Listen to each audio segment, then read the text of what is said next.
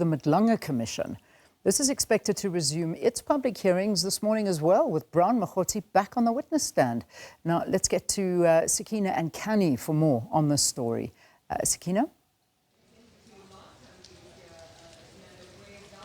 Thanks so much, Leanne. And Canny, just coming back to Brown Mogotsi and what we are expecting today. And as we pointed out earlier, just in terms of the person of Brown Mogotsi already presenting some sort of difficulty with regard to possible retractions and credibility in general, it's going to be interesting to see how the Commission wades through all of that.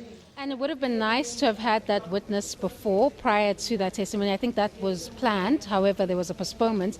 That would have given us an indication whether there's any plausibility to the claims that he seeks to advance, that he did all of this as a contact agent, or rather he was part of the intelligence world when he was asking for all of these alleged benefits from Vusimuzi Cat Matlala and constantly in communication with him.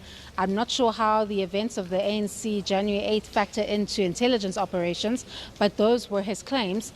And we've already seen that some have had to have been walked back, and he's issued an apology to the King of the Amazulu Nation, that is King Misuzulu, and Lieutenant General Nhlanhla Mkhwanazi about the CIA claims with respect to that. I think it's the Richards Bay mine where he was trying to draw those links there in terms of the work that was being done there. And already, as I stated earlier, there have been questions around his credibility as a witness before the Madlanga Commission. And here, yet again, when he retracts it, I'm sure there'll be questions as to why he advanced that particular testimony and held on to it for a number of days when he was here before the Commission.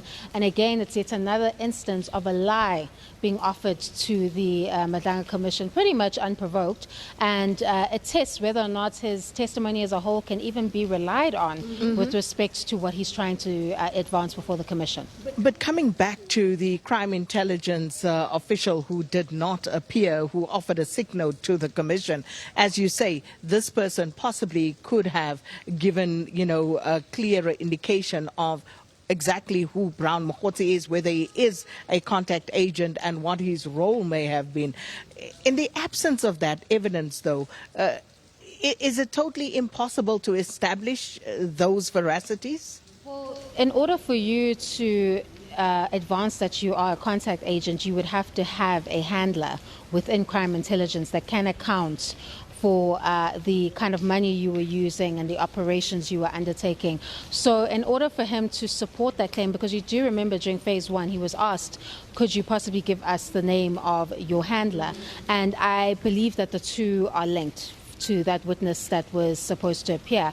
So without a handler, without that information, I'm not sure what the Commission is supposed to do with this claim. But if he's not able to uphold that he was doing all of this as an alleged contact agent, then we go back to square one about what is being suggested in relation to Brown Mogotsi's evidence, is that at all times he was allegedly acting as an alleged runner, if we could put it that way, for Police Minister Senzo Mchunu, whether it is to advance the presidential ambitions or to ensure that there were funds in place for those presidential ambitions, or allegedly this is just someone who used his perceived close proximity to high-ranking politicians in order to allegedly milk Vusimuzi Cat Matlala dry.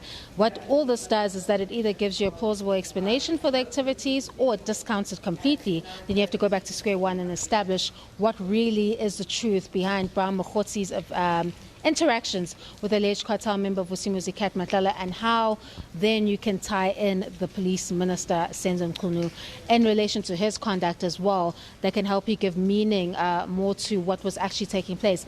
Like what I stated earlier with Sergeant Kosi and Sabia and Kat, it's a little bit more clear because the transactions, some of them actually come to life. You see the impalas, you see things taking place, you see the audit report landing in the hands of Cat Matlala. But with Senzo Mchunu, Brown Mogotsi and Vusimuzi Cat Matlala is actually not able to secure that meeting. So there's still more work to be done in terms of Brown Mogotsi to get to the bottom of what his alleged role is in light of all these serious allegations.